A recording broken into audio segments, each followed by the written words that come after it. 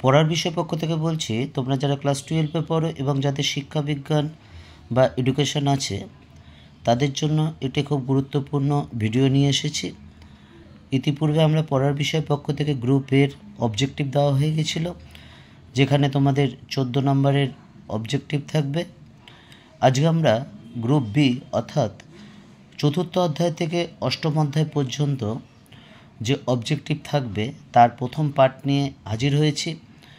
তোমরা জানো এই গ্রুপ বি অর্থাৎ ক্লাস 12 এডুকেশন গ্রুপ বি চতুর্থ অধ্যায় থেকে অষ্টম অধ্যায় পর্যন্ত থাকবে এবং এতে 9টায় এমসিকিউ থাকবে এবং 5টায় এসএকিউ থাকবে। টোটাল 14 নম্বর থাকবে আর 8 নম্বরে দুটো লিখতে হবে। যাই হোক, আমরা 8 নম্বর নিয়ে আলোচনা করছি না। এই যে অবজেক্টিভ প্রশ্নগুলো তোমরা খাতায় লিখে নিও এবং আমরা আগেও বলেছি যে অবজেক্টিভ কিন্তু নিয়মিতভাবে রিভাইজ করবে। আমি আর রিডিং পড়ে শোনাচ্ছি না, তোমরা খাতায় আলাদা খাতা করেছো, সেই খাতায় কিন্তু লিখে নিয়মিতভাবে প্র্যাকটিস করবে। তা একটা জিনিস মনে রেখো যে অবজেক্টিভে যে 40 আছে অর্থাৎ 24টা এমসিকিউ আর 16টা এসএকিউ যে থাকবে তার মধ্যে তোমাকে কিন্তু ভালো নাম্বার পেতেই হবে। কারণ যদি পরীক্ষায় তুমি ভালো করতে চাও, সার্বিকভাবে এডুকেশানে ভালো রেজাল্ট করতে চাও, অবশ্যই তোমাকে কিন্তু যে এই অবজেক্টিভে কিন্তু তোমাকে ভালো করতেই হবে।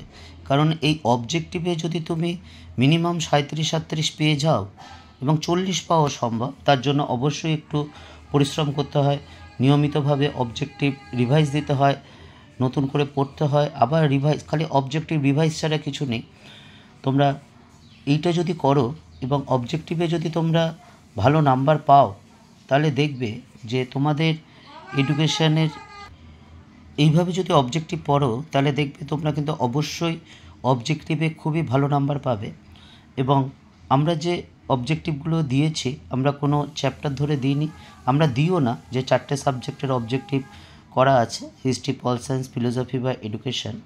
কারণ উচ্চ মাধ্যমিকে যে প্রশ্নগুলো এসেছে বা 2015 সাল থেকে যে উচ্চ মাধ্যমিকের প্রশ্ন এসেছে 2024 সাল পর্যন্ত, বা স্কুলের টেস্টে যে প্রশ্নগুলো এসেছে অবজেক্টিভ, সেই অবজেক্টিভগুলোই কিন্তু দেওয়া আছে।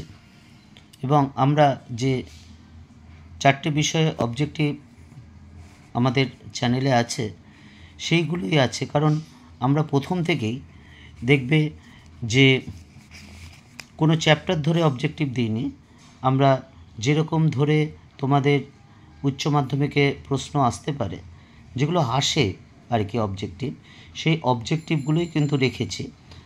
তা এইগুলো যদি তোমরা পড়ো তাহলে দেখবে তোমরা অবজেক্টিভে কিন্তু অবশ্যই খুব ভালো নাম্বার পাবে।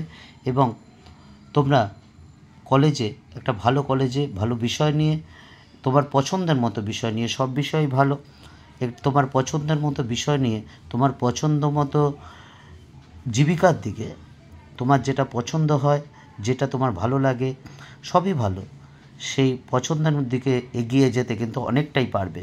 কাজেই তোমাকে পড়াশোনা করতে হবে। বিল গেটসের সেই কথা, পরিশ্রমী হও, জীবনে কোনো দিন ব্যর্থ হবে না।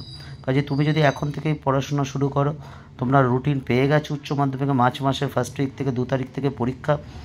এখন থেকেই যদি তোমরা নিয়মিতভাবে অভ্যাস করো অবজেক্টিভ, তাহলে যদি অবজেক্টিভ 40-এ 40 পাও, এবং পাওয়াটা কিন্তু এমন কিছু ব্যাপার না, তার জন্য হচ্ছে কি বলবো, নিয়মিতভাবে অবজেক্টিভ পড়া দরকার। রোজ পড়তে হবে, রিভাইজ দিতে হবে, খাতাটা হাতে নিয়ে জাস্ট চোখ বোলাতে হবে যেগুলো মুখস্থ হয়ে গেছে। কারণ অবজেক্টিভ রোজ দেখতে হবে, তাহলেই দেখবে তুমি কিন্তু ভালো নাম্বার পাবে। যারা এইবার পেয়েছে বা বিগত বছরে যে সকল শিক্ষার্থীরা উচ্চ এডুকেশনে বা অন্যান্য সাবজেক্টে, হিস্ট্রি, পল সায়েন্স, ফিলোসফি বা এডুকেশনের কথা বলছি, তারা প্রত্যেকেই এই কথাটা যারা মেনে চলেছে তারা কিন্তু অবশ্যই অবজেক্টিভে প্রত্যেকে ভালো নাম্বার পেয়েছে এবং প্রায় 87-90-এর কম কিন্তু কেউ পায়নি। অবজেক্টিভে যদি তুমি 40 পাও, তোমার এই নাম্বারটা অবশ্যই 87-90-এর উপরে অবশ্যই যাবে। কাজেই তুমি যদি এখন থেকেই ওই টার্গেটটা করে রাখো 90+, তাহলে কিন্তু তোমাকে অবজেক্টিভ পড়তেই হবে। এবং তার জন্য এখন থেকেই তোমাকে কিন্তু মানসিকভাবে প্রস্তুতি নিতে হবে এবং তার জন্য তোমাকে কিন্তু অবজেক্টিভ পড়তে হবে। কাজেই কোনো সোজা পথে জীবনে সাফল্য আসে না, সাফল্য আসে জীবনে পরিশ্রমের মাধ্যমে, তাহলেই কিন্তু সেই সাফল্যটাকে ধরে রাখা যায়। অগ্রিম শুভেচ্ছা রইল পড়ার বিষয় পক্ষ থেকে। তোমাদের যে উচ্চ মাধ্যমিক পরীক্ষা 2025 সালের মার্চ মাসে, অবশ্যই তোমাদের খুব ভালো পরীক্ষা হবে। তোমরা পড়াশোনা করো, অগ্রিম শুভেচ্ছা রইল পড়ার বিষয়। আরেকটা কথা, যদি ভালো লাগে অবশ্যই চ্যানেলটি লাইক করো এবং সাবস্ক্রাইব করো এবং আমাদের পাশে থেকো। এবং তোমাদের যদি কোনো বক্তব্য থাকে বা কোনো কিছু দরকার হয় এই 4টে বিষয় অর্থাৎ হিস্ট্রি, পল সায়েন্স, ফিলোসফি বা এডুকেশান, আমাদের বলো। আমরা আমাদের সাধ্যমতো বা অভিজ্ঞতা মতো যতটুকু অভিজ্ঞতা অর্জন করেছি এই শিক্ষকতা জীবনে, ততটুকু দিকে তোমাদের সাহায্য করার চেষ্টা করব। অগ্রিম শুভেচ্ছা রইল পড়ার বিষয় পক্ষ থেকে।